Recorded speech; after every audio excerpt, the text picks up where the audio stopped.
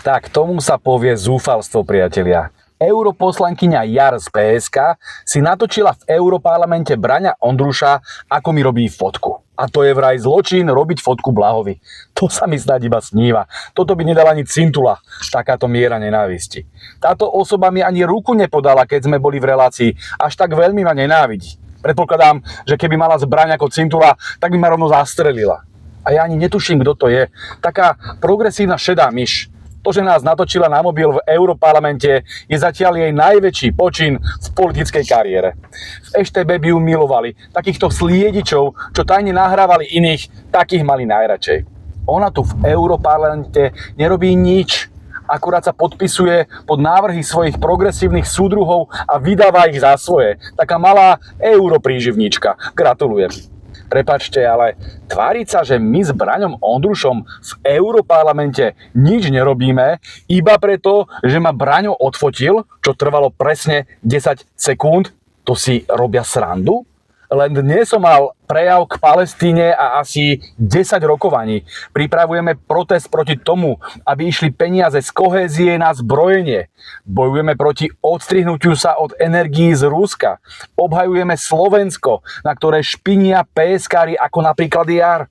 A mimochodom, boli sme to my, kto pomohol zorganizovať odvolávanie Lajenovej za jej škandál s Pfizerom. A dnes sa celá komisia trasie ako osika. Vďaka nám. Pretože bez nás 6 poslancov Smeru a Hlasu by to jednoducho neprešlo. A už sa teším na štvrtok, ako všetci zahlasujeme proti Lajenovej. A viete, čo bude robiť Jar, Ódor, Ohojsík, Cifrová a ďalší progresívci? Oni Lajenovú podporia a zakryjú jej kšefty s Pfizerom, pretože to je PSko, korupčná sekta. Ale ešte späť k Braňovi Ondrušovi. Počas polhodinového prejavu Lajenová nadávala europoslancom ako zmyslov zbavená. A možnosť reagovať dostali len 7 ľudia. Jediný spôsob, ako sme mohli vyjadriť nesúhlas s jej extrémnym prejavom, bolo odfotiť sa symbolicky s palcom dole. Poprosil som Braňa, nech ma odfotí a potom som odfotil ja jeho. Fotku som použil do svojho včerajšieho videa. A prosím vás, čo je na tom zlé?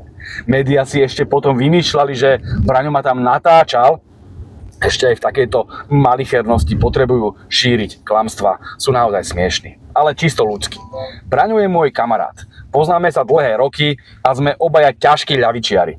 To mi mal akože povedať, nie Ľubo, neodfotím ťa, lebo podľa poslankyne Jar je povinné ťa nenávidieť.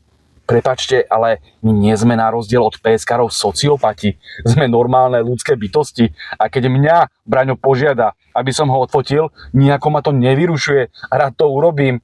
Tým sa nestávam jeho podržtaškou, iba mu jednoducho pomôžem, ako to ľudia medzi sebou bežne robia. Ja viem, že tu na ultraegoisti z PS a z psychiatrických liečební také nedokážu, ale my normálni ľudia áno. Bežne takto fotím turistov na dovolenke, keď ma o tom požiadajú. A čo robí Jar, keď ju niekto poprosí odfotiť? Opluje ho? Je choré, kam až siaha nenávisť progresívcov. Jeden zakomplexovanejší ako druhý. Ale aspoň vieme, čo je najväčší problém Slovenska podľa PSKárov. Boj proti fotografovaniu Blahu. Ja vám fakt gratulujem.